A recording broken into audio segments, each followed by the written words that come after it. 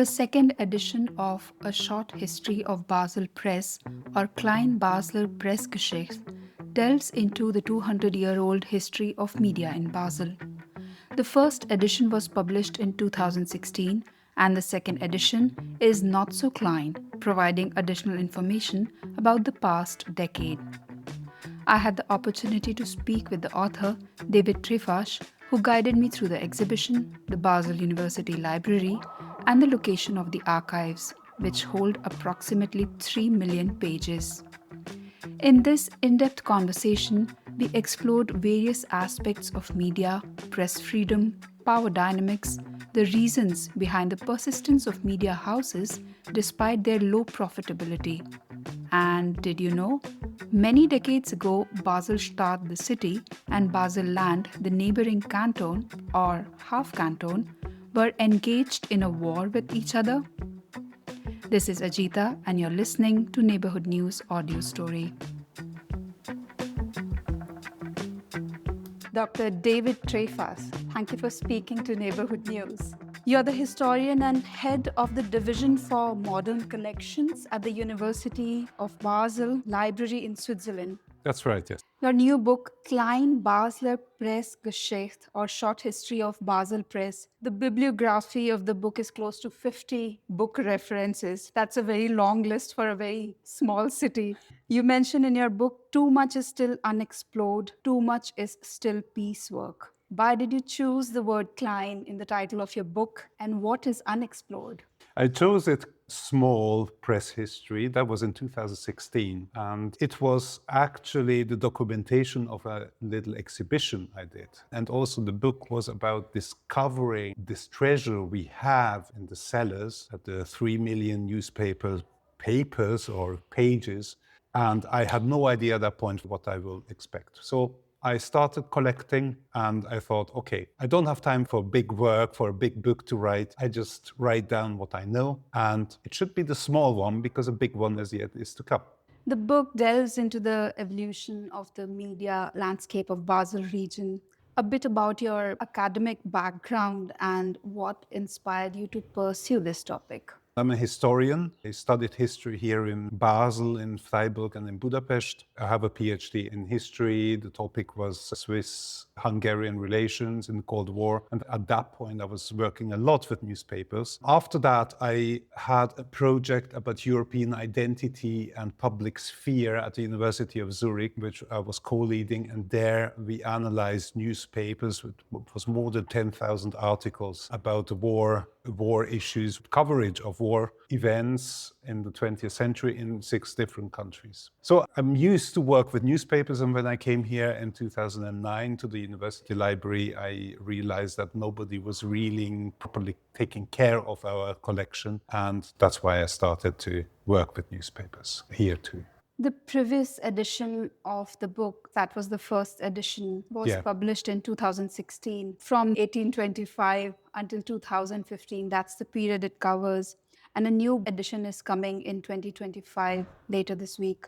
Why an updated version? What happened in the last 10 years that motivated you to revise the edition that was already published? Of course, it was a joke to name the first one a small press history, and I was joking about there will be the big history. When I had this exhibition, there were a few people who came to me and said, you didn't cover this, you didn't cover that. And I started to investigate a bit more. I talked to many people. That was 9 years ago. And I started to write about different aspects, for instance, sports coverage. The first sports journalist in Basel, I met his son. Then I got into completely different stories. And at some point, I had so much material that I thought, I have to publish that. And that was about 2 years ago. And I got in contact with GGG, the society, who is running this series of books. This will be the 204th edition. So it's running for more than 200 years. And I had contact to this commission. They said, 2025, we would love to publish your book. And then I started working really hard to achieve that deadline. After reading your book, it appears that information is power. And through the history of publications that have been launched or decommissioned, there is a struggle between politics, religion, and who owns the printing press. And also the simple fact of how to sustain financially, make money, and be profitable. Then there are these mergers, acquisitions, splits, power for monopoly. You call this a very non-lucrative business in your book.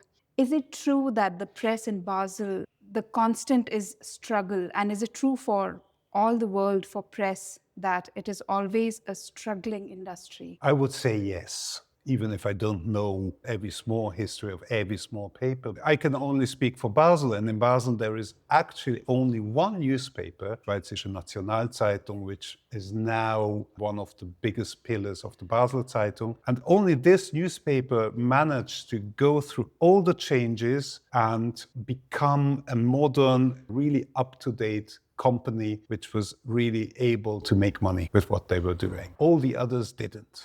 All the others had someone in the background who financed them. Sometimes journalists were working for free. It's a lot of volunteer work, it's a lot of passion, and there's hardly any money in it. And if we look at this, I would say 90% of these papers are struggling.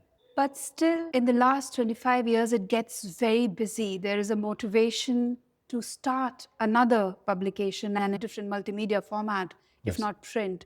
If it is such a non-lucrative business, why is this happening? People do it for passion. A lot of these projects are mission-driven. In the 1980s, 90s, it was more a struggle with this big media company, Basler Zeitung, which was the biggest one here in the city and sucked up a lot of the advertising money as well. And it was one newspaper who had the power. Even if the newspaper itself, Basel Zeitung, tried to be a forum for different opinions, and they did that quite well. But on the other side, there was always this mistrust in them, mostly from groups which were close to any kind of culture, theater or music or art. They struggled with that and they thought, well, there's our exhibition, our production is not in it. So we have to do something alternative so we can thrive.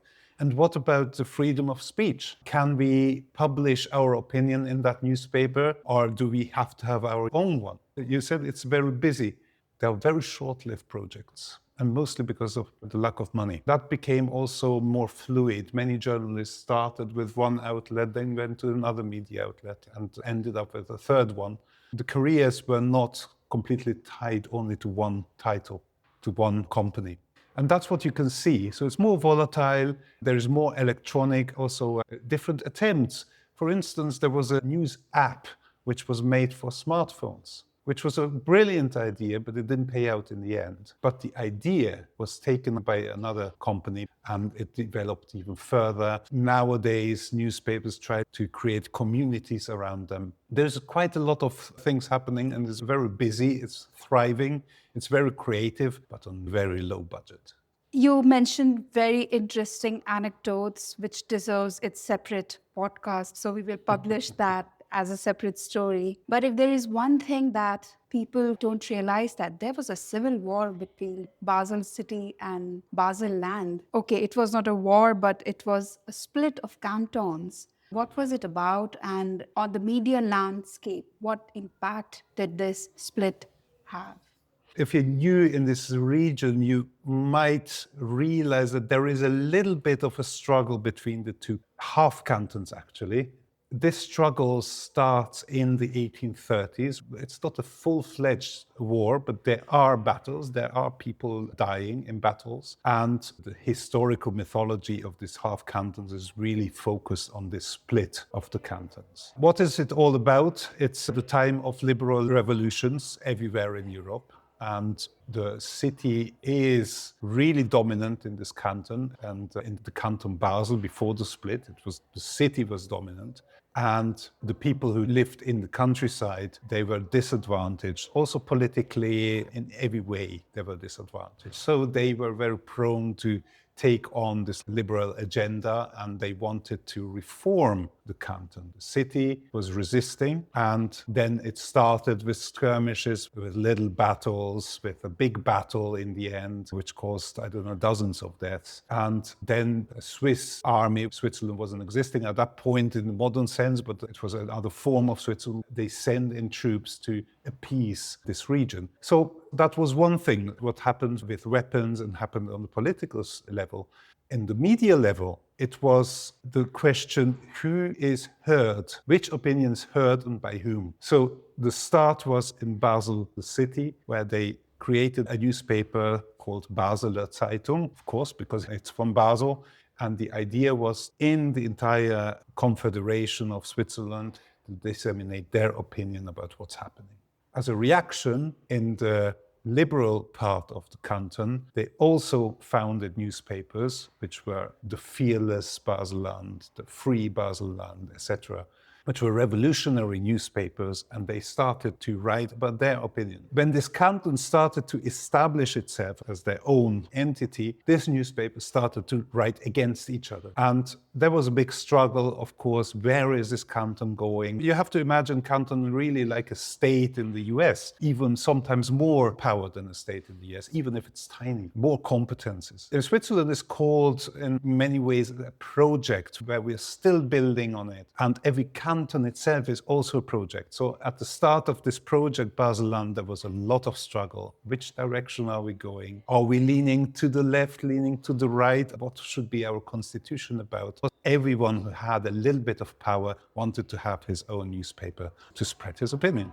Speaking about disseminating your own opinion, every publication that started or ended was seeming to be wrestling with relinquishing some control or regaining some control and walking towards a certain kind of freedom that they imagined. But then in your book, it seems like each of these publications enter into another kind of trap where their freedom is curtailed again, whether it's opinion or finances. When you were immersed in all of this, did you reflect what is freedom? What is press freedom? What would it mean? And has it been achieved in Basel? Yes, I did reflect on press freedom. Of course, there is the legal part of it. What is press freedom? Press freedom is to write the stories you want to write your opinion you want to write. Nobody is charging you for that if it's a political opinion, if it's marked as an opinion. But there are borders. It's a bit elastic, the frontier of press freedom. And sometimes it works and sometimes it doesn't work. There's 2 times the 2 world wars where press freedom was curtailed. In the First World War, you were even allowed to write about the limits of what you could say. In the Second World War, you were not. And both were censorships, but the censorship only works if the newspapers comply.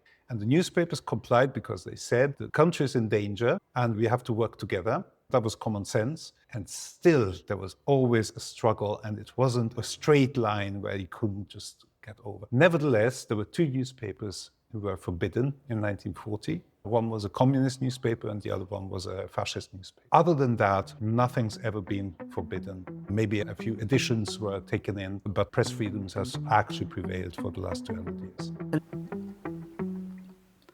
At times, David Tréfás's book, A Short History of Basel Press, reads like a journalistic thriller. There are confiscations and prison time involved. After the break, we talk to David about how media survives, representation in the industry, the migrant history of the city, and what about the readers who were witness to all the mergers, acquisitions, shutdowns, and inaugurations. Stay with us. Here's the second part of the interview. In your book, you mention a phase in the 1970s when publications were associated with pharmaceutical companies. Representatives of Ciba Sandoz, Hoffmann La Roche, and some banking executives were part of board of directors of a few publications. And you mention an event when Basler Nachrichten reported on the chemical disaster, despite one of the pharma executives being on the board. It also reflects the demography of Basel. It's a pharma city. Do you think so many publications that have come and gone have been able to reflect this demography of Basel? And lately also so when it has almost become like an expat city. And do they mirror it? Does the demography see its representation in the news that is being disseminated?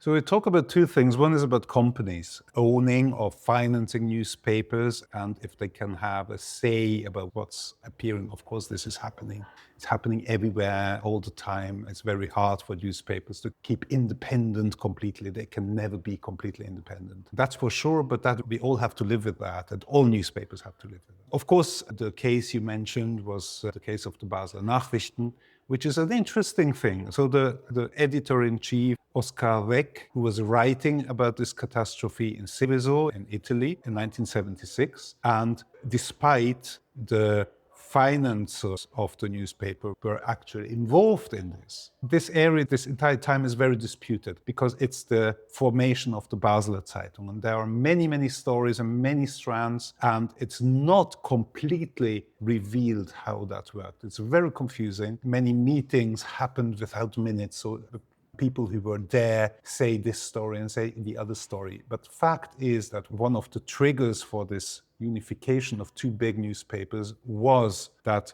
the more conservative newspaper, which was more on the farmer side, was writing against the farmer, and the donators just started not to be interested in maintaining this newspaper if they were writing against it. But there were many other factors to it.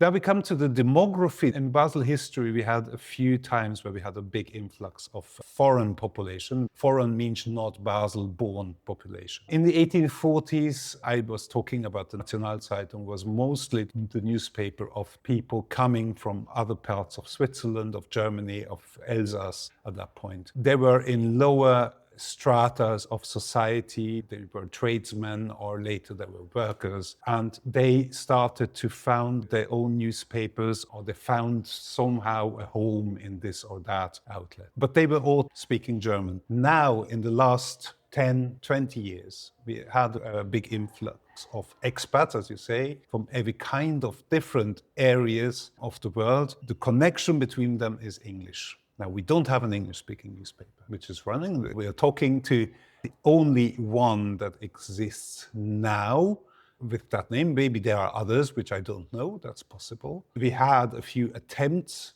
to include expats, but it's a difficult thing. I guess there are papers, there are newspapers, maybe from the big companies, there are maybe newsletters.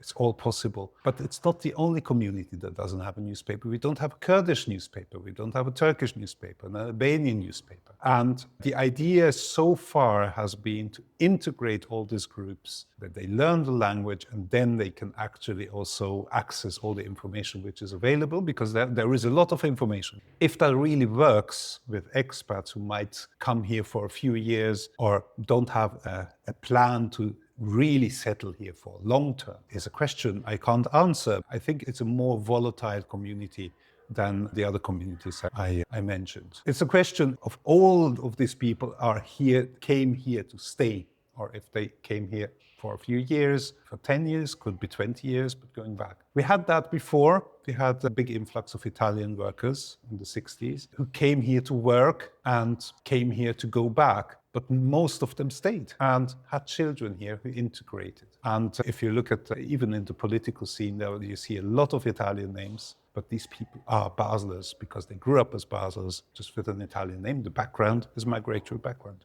Has there been a non-German language publication or multimedia channel so far in your research?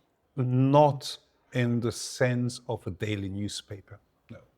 To survive or to create or to maintain a media outlet, either it is subscriptions by the readers, advertising, grants from foundations, or diversification. We are seeing big publications, even like New York Times, venturing into recipes and games, and they are doing quite well. So news is not what is paying their bills. And then, especially in the case of Basel, there are so many freely circulated, distributed in your letterbox newspapers. Do you think a market correction is required in this media landscape, or the structure that media in Basel exists in works? It's very hard to say what works and what doesn't work. I think there's one example. There is the newer outlet, which is called Prime News. It has an English title, but it doesn't have English news. It's a local newspaper. It's an online newspaper. It's close to tradesmanship. It's close to a more center-right, I would say. It's close to economy. It's close to business. And the editor, Christian Keller, had a really good idea. He bought one of the newspapers, which is freely accessible, and has some kind of a joint project going on. So there are a few articles which wander from this online newspaper to the paper newspaper, maybe also on the other way around. And this small local newspaper is not the only one in Basel, as you mentioned. They run on little ads, not the big ones, but the small ads. And I think there is still place for that. And there's still a need from both, from the business side, but also from the reader's side. If that pays off, I can't really say. He's got other ways of financing that, with placing articles, which are also mentioned, the company which places that article, and of course they pay a certain price for that. And like that, it can work. I think it's one of these newspapers media outlets who manage to work together with business. It seems to work. They do good journalism. Sometimes the articles are a bit short, I would say, but maybe that's exactly what the market needs. Short news. They have some investigative articles, so it seems to work. One of the aspects that I did not see in the book was the aspect of readers who consume and digest this media. It looks like a very good ringside view of the media landscape from Basel for almost past 200 years. Yes. But how are the Baslers consuming all of this change and mergers, acquisitions, people going to prison, then new newspapers launching? What was happening to the readers?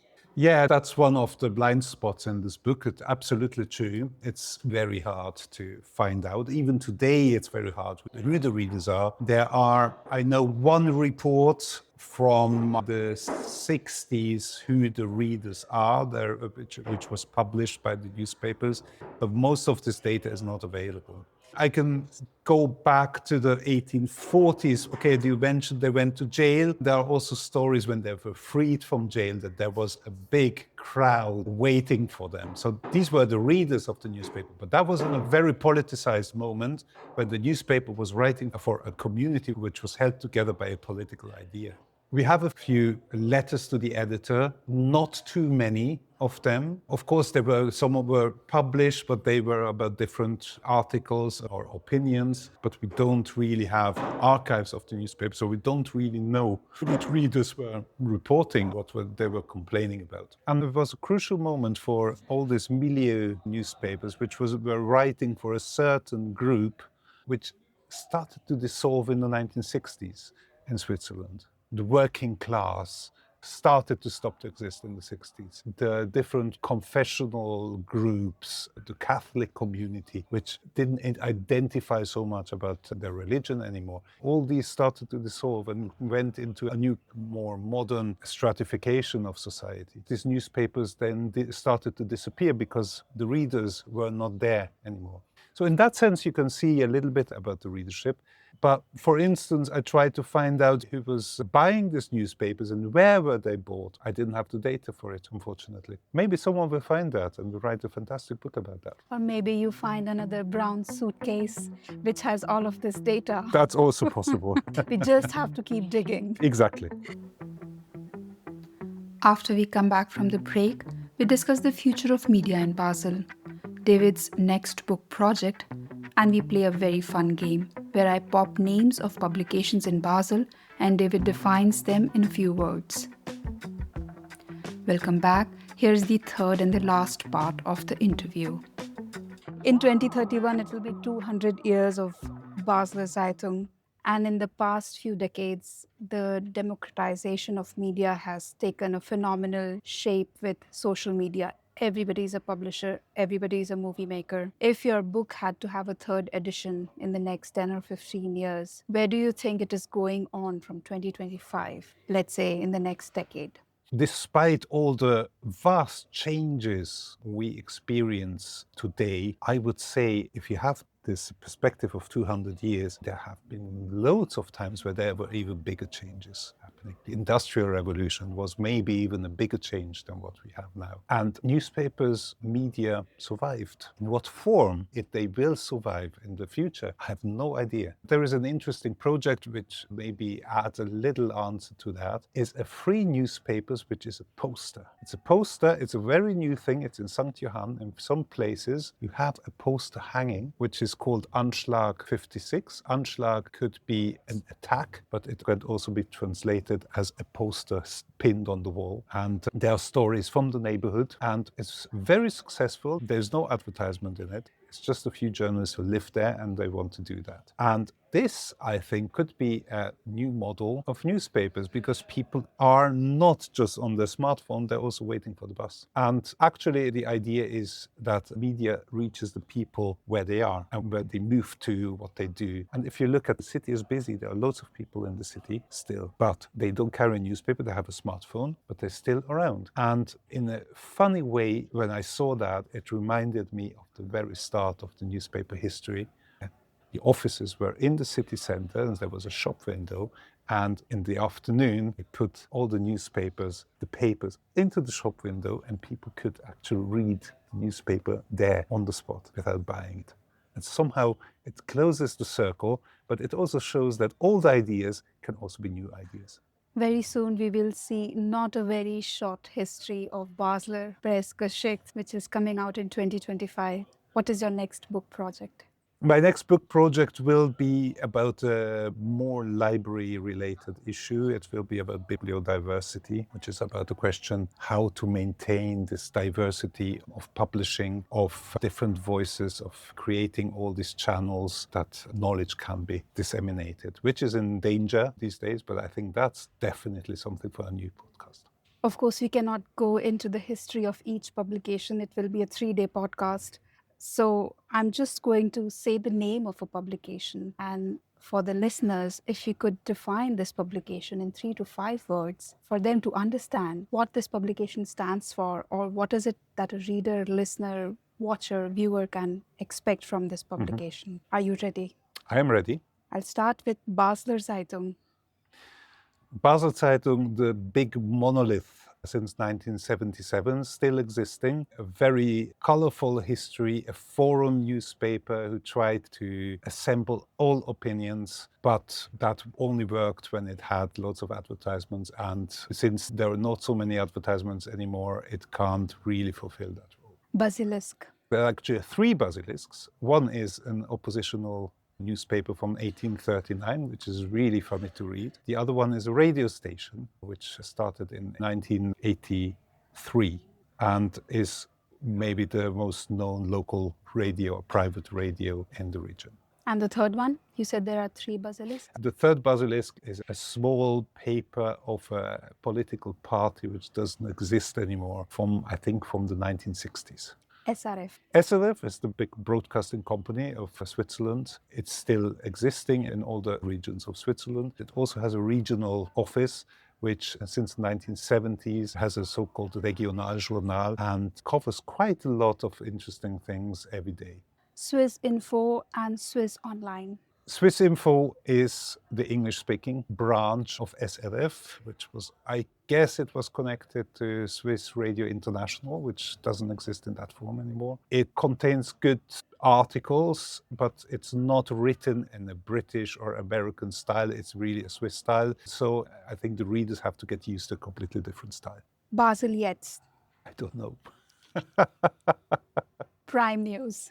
Prime News, an online newspaper founded by a very passionate local journalist, Christian Keller, and is running that with a lot of passion. He has very good business ideas. He's more center-right, I would say, in the political opinion, close to more small businesses, and also connected to the Kleine Basler Zeitung for the last year. Tele Basel. Kleine Basel is the outcome of a very varied attempt to create a local TV here, and it succeeded. It's still here. Tried to go into the internet a bit more. There was quite a lot of upheaval in the other media outlets when this happened, but I think it's one of the pillars of daily coverage. Bonjour. Basel is financed by a foundation which wants to have media diversity in Basel. It's more center-left. It's also an online media which builds very strongly on community. If you read that every day, they have a newsletter, just like Prime News, a newsletter every day.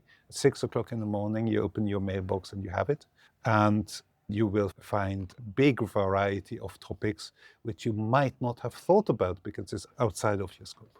Radio X. Radio X, wonderful niche project, not many listeners compared to the others, but it covers all different groups, mostly young groups from different migrational background, different music styles. It gives a platform mostly for young journalists to train, and many of these young journalists who trained at Radio X could set a foot into another outlet, and they're very successful now. The Neutraler Quartierverein magazines and newspapers like Rainer Zeitung, Gundeldinger Zeitung.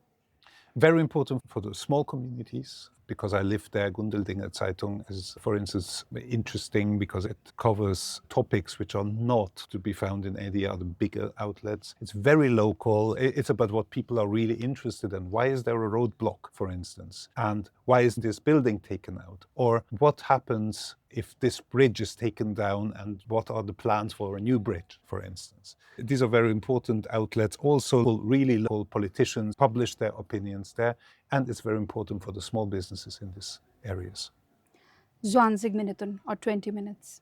Mostly it's an international idea to have very short news for commuters. Interesting if you are in a full train. Otherwise, it doesn't really have the depth, but it doesn't seek it either. And last publication, it's a joker card. Any publication you want to mention or to watch out for? Today, I have to think. I mentioned the Anschlags 56 already. No, I mentioned another one. BZ. It's one of the, also a big paper in the region with a long tradition. It's more Basel-Land, but it tried to get into the city, and sometimes the coverage of what's happening in the city is even better than what you get, or more varied, or has different topics than the Basler Zeitung. So that's definitely something to look out for. What to look out for? All of it. Read different outlets. There's not just one. They are all valuable, and they all add to the media diversity of this time. Dr. David Tréfás, it was wonderful speaking with you. Thank you so much for speaking to Neighbourhood News. Thank you very much. We hope you enjoyed this edition of Neighbourhood News audio story. We'll be releasing a bonus episode soon featuring anecdotes, a tour of the university library exhibition, and the archives. If you don't want to miss it, subscribe to the series. I'll include the link to the latest edition of Kleine Basler Pressegeschichte in the show notes. Of course, the book is in the German language. I highly recommend visiting the exhibition to gain a visual understanding of Basel's press history. And if you have time, explore the archives as well. And if there is one thing I can suggest, it's to become a member of the University Basel Library. It's free, and it could be your New Year's resolution to read more books in 2026. This is Ajita, and you were listening to the Neighbourhood News audio story. See you next time.